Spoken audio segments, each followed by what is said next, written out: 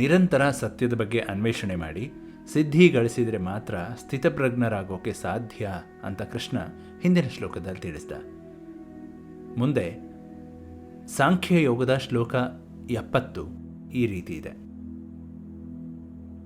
ಅಪೂರ್ಯಮಾಣಮಚಲ ಪ್ರತಿಷ್ಠಂ ಸಮುದ್ರಮಾಪಃ ಪ್ರವಿಶಂತಿ ಯದ್ವತ್ ತದ್ವತ್ ಕಾಮಂ ಯ ಪ್ರವಿಶಂತಿ ಸರ್ವೇ ನ ಶಾಂತಿಮಾಪ್ನೋತಿ ನ ಕಾಮಕಾಮೀ.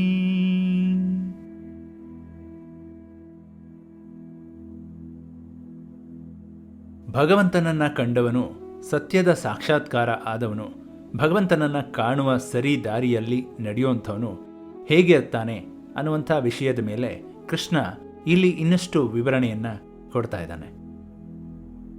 ಅವನ ಮನಸ್ಸು ಸದಾ ಆನಂದವಾಗಿರುತ್ತೆ, ಅದು ಭಗವಂತನಲ್ಲಿ ನೆಲೆಗೊಂಡಿರುತ್ತೆ. ಆತ ಕಿರು ತೊರೆಗಳಂತೆ ಇರದೆ ಕಡಲಿನಂತೆ ಇರ್ತಾನೆ. ಸಮುದ್ರಕ್ಕೆ ಎಲ್ಲ ನದಿಗಳು ಬಂದು ಸೇರಿದರೂ ಅದು ಉಕ್ಕಿ ಏರೋದಿಲ್ಲ. ಕಡಲು ಮಳೆ ಬಂದಾಗ ಉಕ್ಕಿ ಹರಿದು ಬೇಸಿಗೆ ಬಂದಾಗ ಬತ್ತಿ ಹೋಗೋದಿಲ್ಲ. ಅದೇ ರೀತಿ ಸಾಧಕ, ಪ್ರಪಂಚದ ಎಲ್ಲ ಭೋಗಗಳು ಅವನನ್ನು ಪ್ರವೇಶಿಸಿದರೂ ಕೂಡ ಅವನು ವಿಚಲಿತನಾಗದೆ ಸುಖ ದುಃಖವನ್ನು ಮೀರಿ ನಿಲ್ತಾನೆ. ಅವನ ಮನಸ್ಸು ಸದಾ ಪ್ರಸನ್ನವಾಗಿರುತ್ತೆ.